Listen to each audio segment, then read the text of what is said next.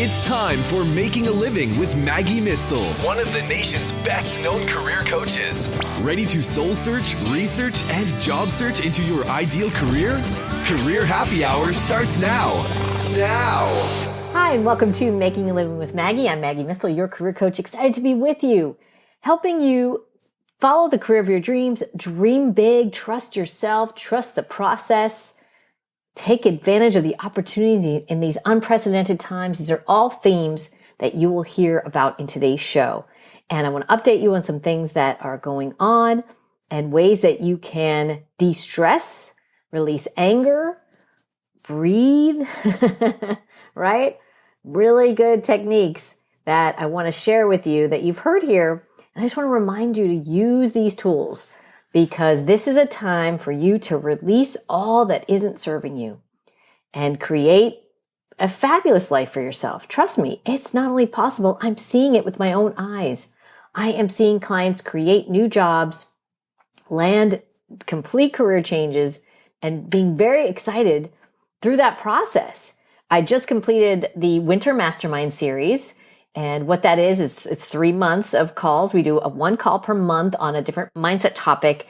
And my clients that participated, 2 out of the group, which is so exciting, started brand new jobs during that 3 months. And they had been in process of making a change, considering their changes, soul searching, researching, job searching. And it happened while we were doing this mastermind series. And they were so pleased with the fit between them and these jobs. It was just exactly what I do my work for. To see that look in their eyes of, wow, it is possible. And it is that much better to be in a job that fits.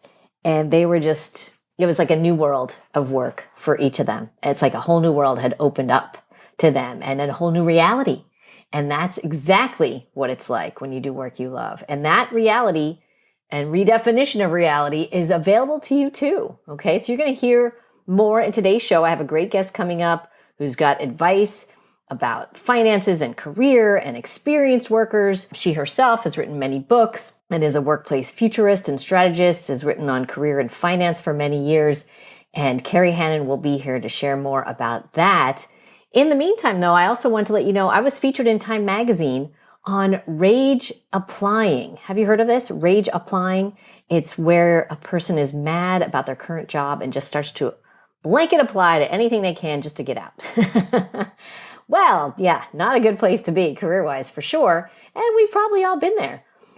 I do give my comments in the article. I'll put a link in the show notes so you can check it out for yourself. But I wanted to talk about this rage aspect as well. Okay, so you can read my career comments in the article. But in terms of anger and rage, this is something we want to deal with, right? And releasing that is important. And why am I bringing this up? Well, I personally did an anger releasing meditation and recently, and it helped me so much. I'd had a few tense interactions with some others in my life, and I started to feel pain in my shoulders afterwards. Like tenseness in my shoulders, and one started to feel a little achy when I was exercising. And I'm like, uh-oh, what's going on here? And I realized the connection. Right? And this isn't just Maggie coming up with this. There has been science around emotions and the idea of them causing issues in the body. So, maybe you're being triggered by people or things too. And I can tell you it's not good to let anger get stuck in your body because it can cause dis-ease, if you will, right? And long-term can cause a lot of problems. So what I did was breathing related in the meditation. And I'll put a link in the show notes to that. I also wanted to say breathing overall, if you're stressed, is so helpful. We take it for granted. We think it's so simple. Like, how could breathing matter? Well, guess what? Our body is a system. And the oxygen we take in it can be healing and helpful. And also the things we release when we take that breath and breathe out is also helpful, right? We've got to detox our bodies. And so I did do a podcast recently called Stressed, Take a Breather Properly with Dr. Randall Sheffield, which I'll put in the show notes, because even if you just listen to it and follow along with the exercises Dr. Sheffield shares, you're going to feel less stressed and you'll release anger, resentment, any other negative emotions really come out when we do this regular breathing. And I'm talking from experience. And this is something I was skeptical about too.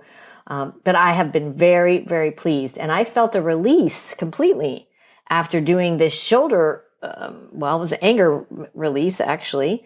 And I felt it in my shoulders, and I still do. And if I find that I'm getting angry again, I start to bring up my shoulders. I'm like, hold on, breathe it all out, Maggie. You don't have to you could take it in, sure, but you don't need to keep it in, right? Anger is a natural emotion, but we don't want to live there, okay? So here's to you feeling the same, releasing any anger so that you don't rage apply either and get to that point.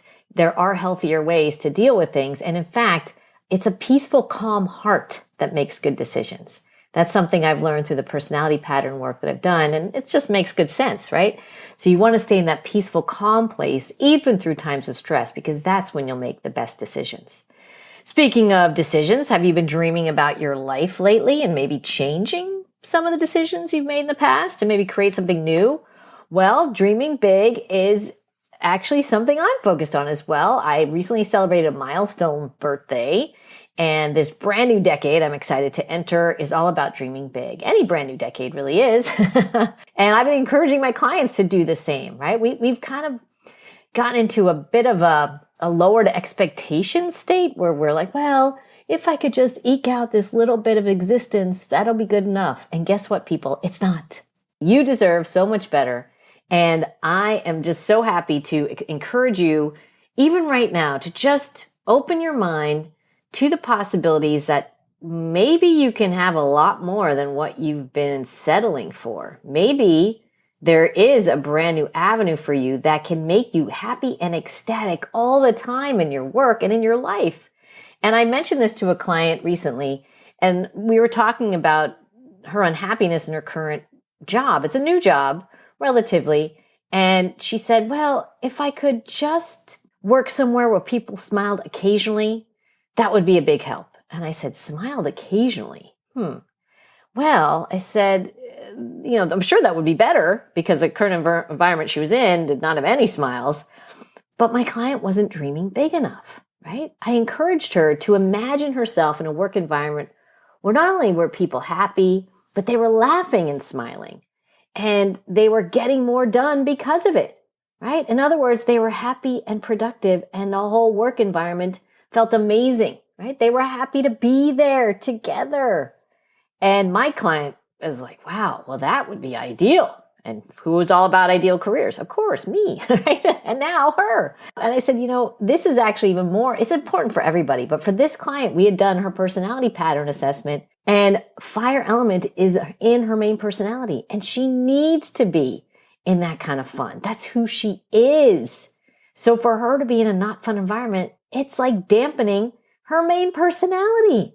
And how are you supposed to be successful if you're not able to really be yourself at work, right? So again, the idea is for you to align yourself with the work environments that work for you, with the types of tasks and activities at work that work for you. Not because you're being greedy or entitled, but because it's healthy selfishness, right? Because you will thrive when you're potted in the right place, right? Just like all the beautiful plants springing around us, right? You deserve to be in a place that empowers you and supports you and is appreciative of what you bring. So if that's not where you've been, it's time to dream bigger. And it's time for you to expand your world and recognize that you, in a healthy, selfish kind of way, deserve more. Okay? So speaking of dreaming big, today my guest is someone who's expanded her own career as an author. She's a very well-published author, many books, to now include being a full-time columnist for Yahoo Finance. You're going to hear lots of great career and financial advice, especially for experienced workers, from Kerry Hannon. So stay tuned for that. Also coming up today, I share a tip from my new book on trusting the process and trusting yourself.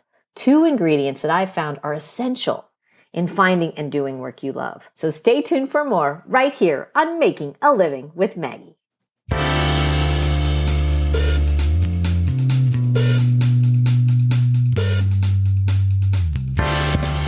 StayLuxurious.com travel writer and Florida Keys 5-star food tour guide Craig Zabransky has been traveling to Mexico for decades.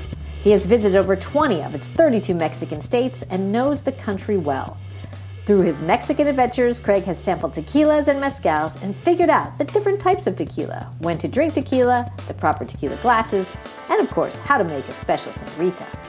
This April 22nd, he shares his discoveries in a special online tequila tasting event. Craig will focus on the entry-level basics of this blue agave spirit and will have you prepared for Cinco de Mayo, which is not Mexican Independence Day, by the way. He will, however, share the famous and patriotic bandera, or Mexican flag tequila combination. All you need for the tequila tasting is to sign up at stayluxurious.com. Go to the blog for tequila tasting details. A link will also be in the show notes. $11 gives you access to Zoom for this 90-minute live virtual event, including a spirited presentation with fun facts about each tequila, specially curated pairing recipes, and more. Tequila and food purchased separately. Join in and learn the differences between Blanco, Reposado, and Añejo tequila, and the significance of 100% blue agave tequila, among other interesting facts. This event is all about education and enjoyment. It's up to you how much you want to participate, but the notes and presentation will be yours to keep and refer back to. So throw a fiesta or make it a date night. And just like with the Stay Luxurious wine journeys, in this virtual tasting, Craig will suggest delicious food pairings to go with your tequilas. After you sign up, you will receive an email a week prior to the event detailing everything you need to know to participate properly. Reserve your spot today at stayluxurious.com.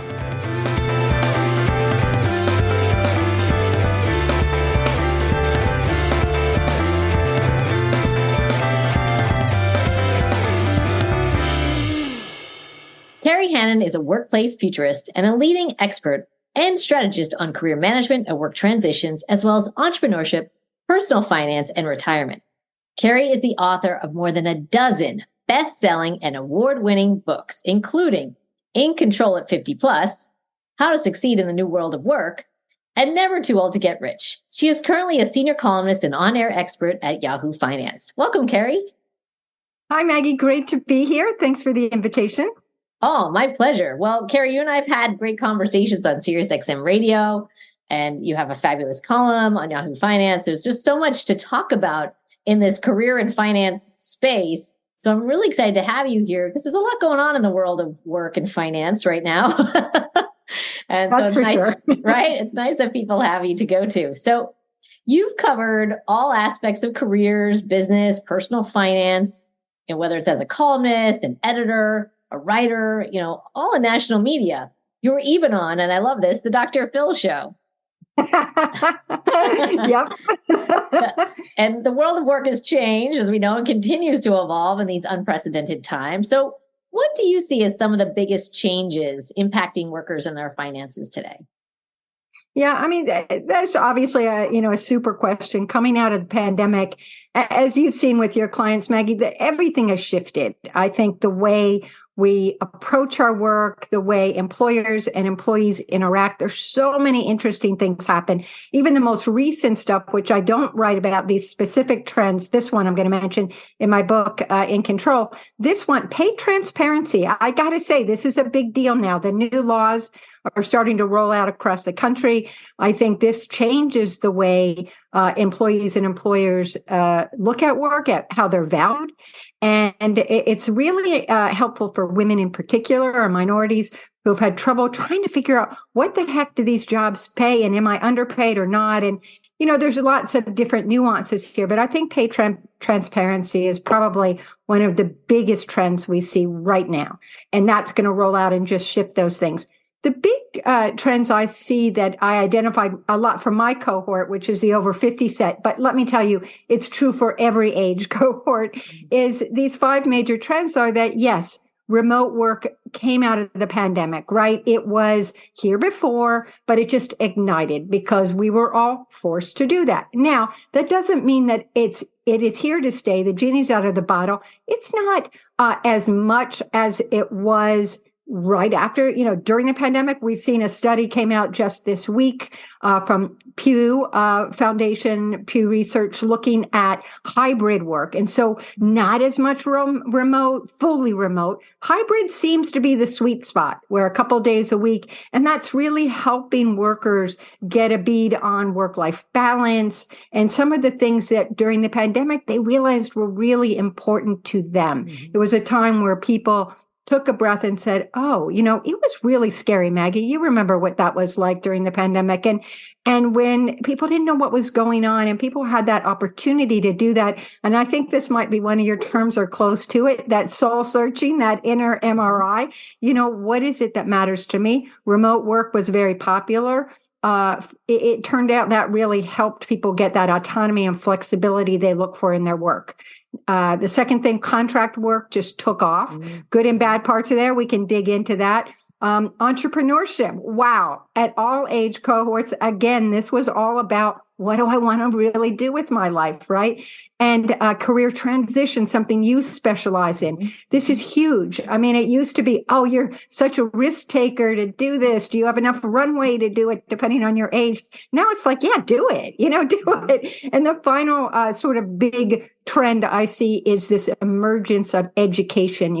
If you're not learning, you're not earning. So the ability to pick up remotely virtual opportunities to take classes. You're not spending tons of money, but you're keeping your skills sharp. Yeah, for sure. And it's easier and easier to get that education now. There's webinars all the time, degree programs online, and they have, more of the credibility now, right? The online programs as much as the in-person. And actually, Kerry, you'll appreciate this. I participated in a webinar recently called Changing the Narrative About Experienced Talent, right? That 50 plus crowd. And your name and advice came up, as did your latest book, In Control of 50 Plus. So let's focus on that cohort, as you mentioned earlier. What can experienced talent do to feel more in control of their employment situation? Yeah, you have to own it, right? You have to have a little moxie. I mean, don't let yourself get in this. A lot of people put themselves in a mindset where you're stuck in a moment. You're trying to replicate the job you had before. If you're looking for a job right now, a lot of people in this age cohort maybe were laid off during the pandemic, or they took an early retirement and they're trying to get back in. And they realize with longevity, we do have longer working careers. I mean, the idea of trying to finance a 30-year retirement is pretty crazy, right? So if you can stay on the job, and it's not just for the financial piece, but for the mental and the health benefits, the psychological benefits of being relevant, being part of the world, being engaged in some way. So, but it comes down to you. You have to take control of how you look at your experience, what your value is. Really look at it. Pull it apart. What is it that you're really good at? And this is an exercise I know you use with your clients is, if you can't get it, talk to people around you about those things. What do they see as your best qualities? But I like just going back and look at old performance reviews sometimes. Give yourself a little boost. This is so what I'm saying is that piece of it, the mindset, is something you do have control over. Nobody owns that but you. So these are things you can do to really bolster yourself. You can, if you're having trouble trying to identify, really how to articulate what it is you want to be doing. You can try things out. You can volunteer. You can moonlight. Nothing's forever at this stage in your life. And when I said that, stuck in the moment, people do think that the next stage is going to be like the last stage of work. But hey, no way. It's like a patchwork quilt. You might do something for a couple of years and go do something else, or do a couple of different things. So I think there's an energy and an empowerment of understanding that, yeah, give it a try. And if it doesn't work out, okay, you didn't fail. And if it was something that was a setback, learn from that. Yeah, I love that patchwork quilt metaphor or analogy for the world of work. And this idea of having a mindset to value yourself. There's a lot of good quotes about that, right? Like the world puts the value on you that you put on you. So that's really great wisdom and advice, Kerry. Now, as a workplace strategist, I'd like to get your thoughts on something else that's been happening that's unprecedented. At least I haven't seen this. And this is in terms of the job market. So what we have are, for one, companies doing layoffs, while simultaneously we're seeing record job openings. So what do you think's at play here, and what do you feel this means for job seekers and those that have been laid off? Yeah, I think a lot of the big layoffs that we've been hearing about in the news are tech companies. And much of that is in the tech sector, which, in my opinion, overhired to begin with. They expanded very quickly with the rising interest rates and sort of the hope by the Federal Reserve to get a grip on slowing growth a little bit in this country. They've felt the pressure and have started to lay people off. But I'm telling you, those tech workers, come on, there are opportunities in other industries that are desperate for your talent, because every industry no one can ignore the tech piece in their workforce. They need people who are experts in this arena. So don't, again, get stuck in your lane. Look around. What other industries can I redeploy my tech skills into and really be an added value to them? So that's one of the big things. Yes, in fact, I think there was that. But the truth is that there is still a tight labor market out there, and it's pretty close. The numbers are not as extreme as they were, but it's still maybe 2 openings for every unemployed person in America today. So it is a matter of finding your niche, finding what it is. Again, back to when you're saying take control. What do you want to do right now? Look around and say who's hiring, but it's not just them hiring you. You're hiring them.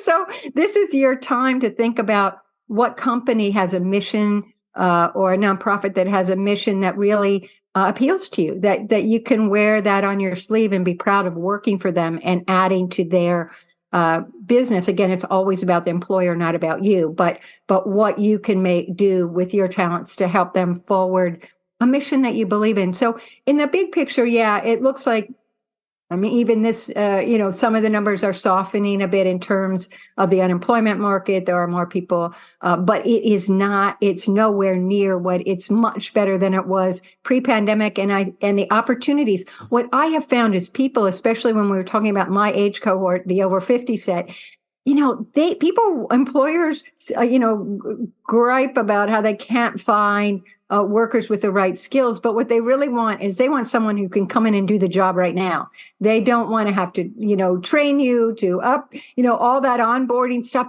Come on board and start right now. And I got to say, I was hired myself at Yahoo Finance a year or so ago. And I wasn't looking for a job. The recruiter, I'd been running my own business for 20 years. The recruiter found me on LinkedIn. So please have a great LinkedIn profile. You never know who's going to come looking for you. And they offered me something that I couldn't turn down. And it just, on one level, I think it was because I could just go and do the job. Like nobody had to train me to do this job. I've been doing it my whole life. And so it was seamless. It was a great fit. But as one does when you are looking about whether to accept an offer, I asked my sister what I should do.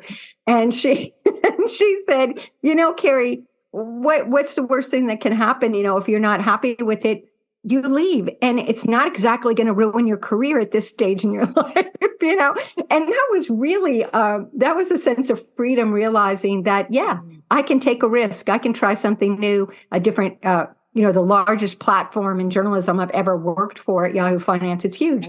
And so it's just it's really funny, and it's totally re-energized my career and the way I approach my work. And I think everyone should look at job opportunities that way, that it's such a positive in our life, no matter how old you are. Wow. I love that. I love your story. And I love that you're taking the advice that you give, right? You said, if you're not learning, you're not earning, right? And you were able to step into a new format. Now, are there specific, areas or stories you've been writing about recently that you feel like would be some great advice? Well, I do think, as I started at the beginning talking about pay transparency, I think it's really important to understand what a position is paying. And even if it's a bit of a range, some of the companies are doing it with a wink, 90,000 to 900,000. But the point is, if you can get a beads, and especially for women, you've really, more now than ever, you need to have that information as much as you can and negotiate. And really, if you believe in yourself, and don't accept something that's going to make you feel less than, and because you'll never be happy there. It's never going to be the right thing. So that to me, moving forward, is going to always be part of the dance, and we can have more power now than we ever did before. I think also you need to be open to change, though everything is changing so quickly. So even that when you're in a position, when you found a job you love, it's constantly changing. So you need to be quite nimble and understand that. Don't let yourself get too comfortable with what you're doing. Always be reaching out to meet, network. I mean, you talk to your clients a lot about this, Maggie. It's important. You never know who you're going to meet, that it might just spur you to think of a different way of looking at your work, new opportunities. So that's all very good. And more than ever, you need to, if you are working for yourself, be very disciplined about saving for retirement. If you can, with the longevity I mentioned before, with the possibility of having 3 decades, if past the normal retirement age, which was considered 65, and really is a bit of a misnomer these days. But people do often step out of the workplace because of a health issue or caring for an aging relative, which is where that lovely thing about remote work and contract work can really help you deal with some of those situations. But again, you need to be constantly looking at how you can add value, but keeping your eye on the horizon, because things shift fairly quickly, and jobs are being created today that didn't even exist 5 years ago. So, not even last month. I know. In some cases. And the thing is, for older workers too, I love remote working, or if it's a hybrid thing, okay. But really pure remote jobs are fantastic if you do have any health issues or fighting ageism, because when you're not front and center with somebody a lot younger than you, and you're being judged on your performance and your productivity as a remote worker, it's huge in fighting ageism. And I think that that's important for people as we get older to understand that there can be a real plus there. Or if there's a health issue that makes it difficult to commute to an office, this is another reason why remote work can be fabulous. But again, you still have to reach out. You can't isolate yourself. You're not going to get promoted. You're not going to find new opportunities at work if you don't make yourself do that, inner office connecting with people, even if it's virtual, but hopefully you can get out and meet them in person as well. Any tips that you have for helping people develop that mindset, about being purposeful in what they do and having that higher passion or that higher meaning? Yeah, I think it is absolutely essential to doing great work is to do, there's the expression, lead with your heart and align with your heart. And I think that is truly what works. Every assignment I take, everything I've done for the bulk of my career is always about, I ask myself, will this have a positive impact on someone's life? And so that helps me make decisions. And so it doesn't have to be super complicated, but companies all have mission statements. We need them. And that gives you a guardrail. It just gives you an idea of what matters to you. So you don't start chasing the money. You don't start chasing a flashy title. You just stay true to align with your heart and what it is. And I'll tell you, you'll do some of the best work you've ever done once you can make that mindset, that shift to it. And there's so many great companies and organizations out there that really can benefit from your talent. But take the time. And when you start applying for jobs, you don't need to apply for 50 jobs. Find 10 that really are companies that really you admire. And once you tell them that, my gosh, people love to hear that. A hiring manager, really, if you're true and you're honest and authentic, they love that.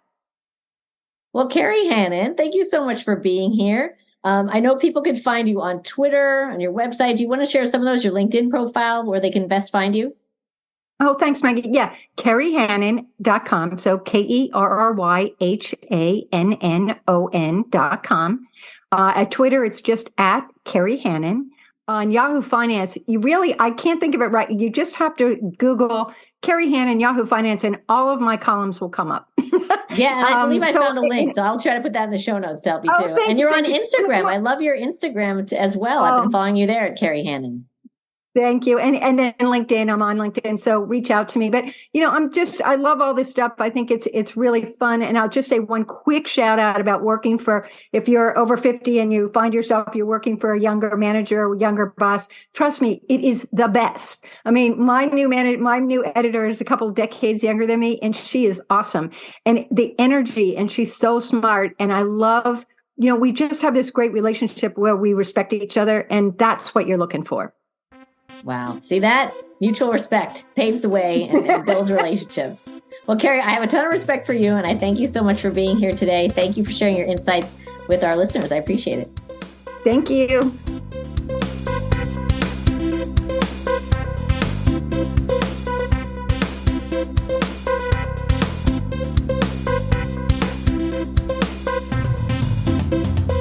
Now that we've heard from Kerry, it's time for your career tip. This one is about trusting the process and trusting yourself. Obtaining your ideal career is not an overnight process. And along the way, you might start to lose faith in the simple truth that you really can do what you love. And yes, the process may not always be easy, but it doesn't need to be difficult.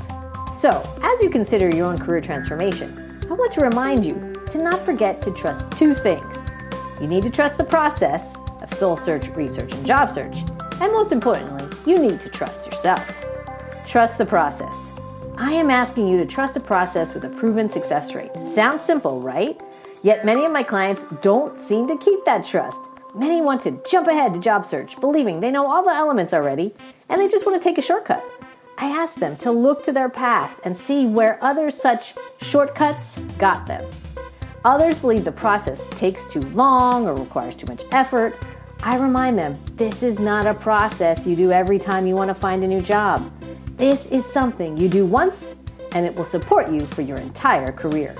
Your career search requires effort, but trust me, it outweighs the effort to wake up every day and go to a job you don't like. Next, you must trust yourself. This sounds easy too, but to be honest, I find it's rarely done. When I ask for this trust, I want you to trust that part of you that speaks to what you want, not what you now believe is practical. Remember, when you work with me, we are redefining the realistic. You are the only one living your life and working your job, and you'll spend many hours working. The average worker spends over 80,000 hours, 40 years times 2,000 hours per year. A long time, a lifetime. So why not uncover what truly makes you happy in your career? Many of my clients have located their ideal careers and transformed their lives. They trusted the process and trusted themselves. You can read my testimonials on my website at maggiemistel.com, and I'll put a link in the show notes. Many sound just like this. Getting right to the point, Maggie Mistel is a terrific career coach. Whatever skepticism I had about the process dissipated rapidly once I began working with Maggie. She listens carefully and attentively, provides valuable insight and analysis, speaks to you in a direct and simple way, and throughout the process provides you with tools you need to make intelligent and informed career choices. Hiring Maggie is one of the best career decisions I have ever made. Now, you didn't hire me directly, but you did decide to listen to this podcast. The tips I share in each episode will help you uncover your ideal career and the steps to achieve it. Follow the process, listen to yourself, and obtain career happiness. To hear more tips like this, check out previous episodes of Making a Living with Maggie. And purchase my book, Are You Ready to Love Your Job? Make a Great Living Through Soul Search, Research, and Job Search. Available on Amazon, where it ranked #1 as a new release in Job Search.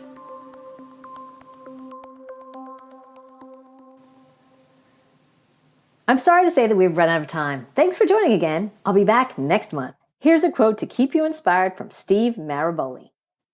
Today is a new day. Don't let your history interfere with your destiny.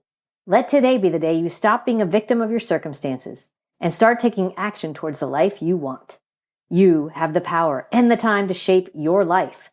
Break free from the poisonous victim mentality and embrace the truth of your greatness. You were not meant for a mundane or mediocre life. Thanks for listening. I'm Maggie Mistel, your career coach, inspiring you to make a great living. To understand more about how Maggie can help with your individual career needs and goals, contact her at MaggieMistel.com or Facebook.com/Making a Living with Maggie Mistel. Together, we can all make a great living. Great living.